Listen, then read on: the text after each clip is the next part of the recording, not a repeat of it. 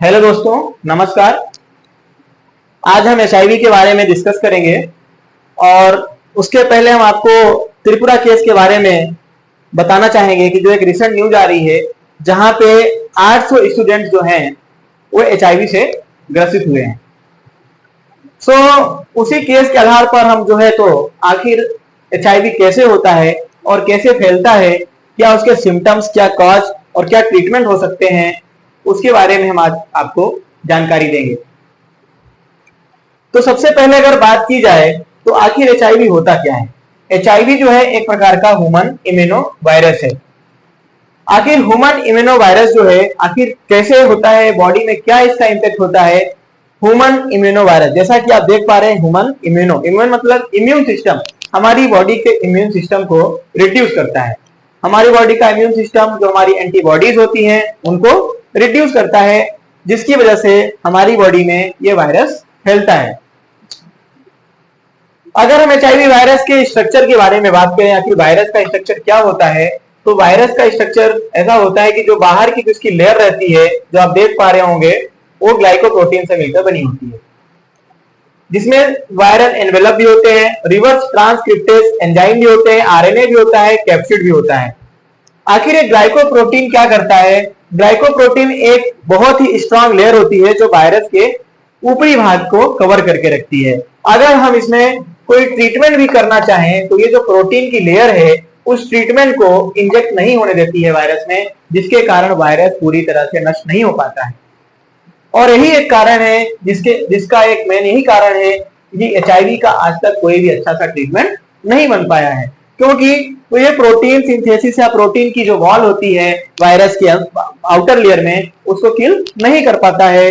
कोई भी मेडिसिन उसको किल नहीं कर पाता है, ओनली रिड्यूस कर सकता है, जिसकी वजह से वो पूरी तरह से किल नहीं होता है, वायरस खत्म नहीं होता है। अगर ह्यूमन इम्यूनो वायरस की बात करें, अगर उसके कॉज की बात करें, आखिर किस कारण से हो सकता है हमारी बॉडी में वायरस, तो सबसे पहला रीजन अगर हम देखें तो इन्फेक्टेड ब्लड। अगर हम किसी ऐसे व्यक्ति का ब्लड अपनी बॉडी में यूज कर रहे हैं जो पहले से एचआईवी से ग्रसित है, अगर मुझे ब्लड की आवश्यकता है और मैं किसी के पास ब्लड लेने गया और वो पहले से इन्फेक्टेड है एचआईवी से, अगर उसका हम ब्लड यूज कर रहे हैं तो हम एचआईवी से ग्रसित हो सकते हैं, एचआईवी पॉजिटिव हो सकते हैं। दूसरा रीजन है अनसेफ सेक्स।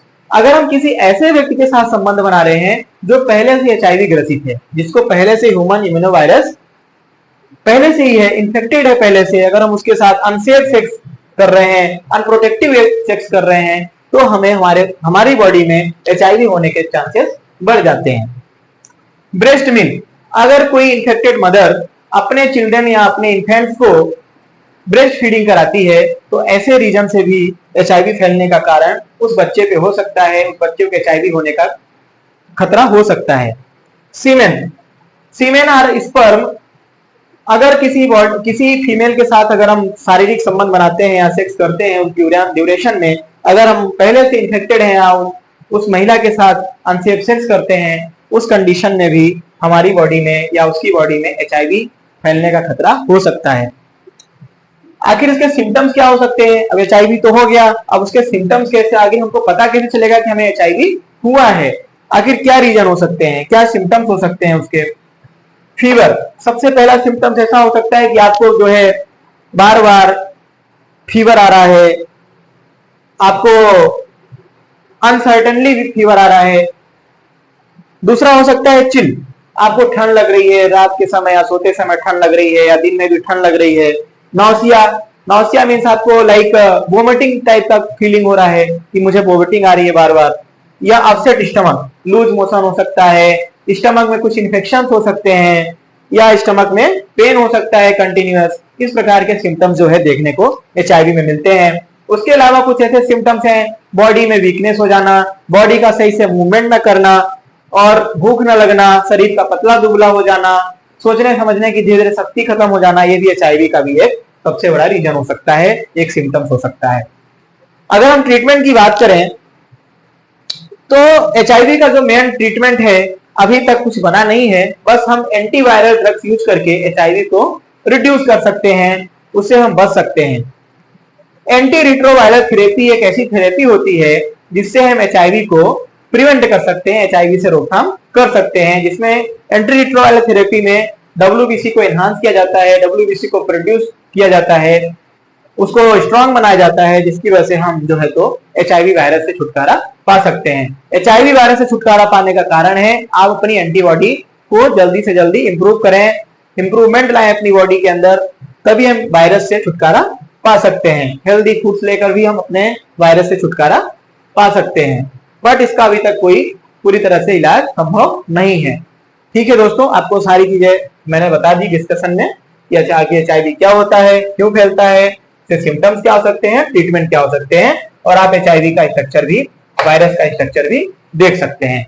सो त्रिपुरा जैसे केस सभी जगह ना फैले, इसलिए आपको अवेयरनेस होना जरूरी है, और जितनी ज्यादा अवेयरनेस रहेगी, क्योंकि ये एक बहुत बड़ी खतरनाक बीमारी है, वर्ल्ड वाइड बीमारी है, जिसका सिर्फ रोकथाम हो सकता है, जिसका पूरी तरह से कोई इलाज नहीं है, और इस बीमारी के कारण कई सारे लोगों ने अपनी जान गंवा दी है, क्योंकि इसमें एंटीबॉडी पूरी तरह से खत्म हो जाता है। ठीक है दोस्तों, मुझे उम्मीद है आप लोगों को समझ में आया होगा। Thank you.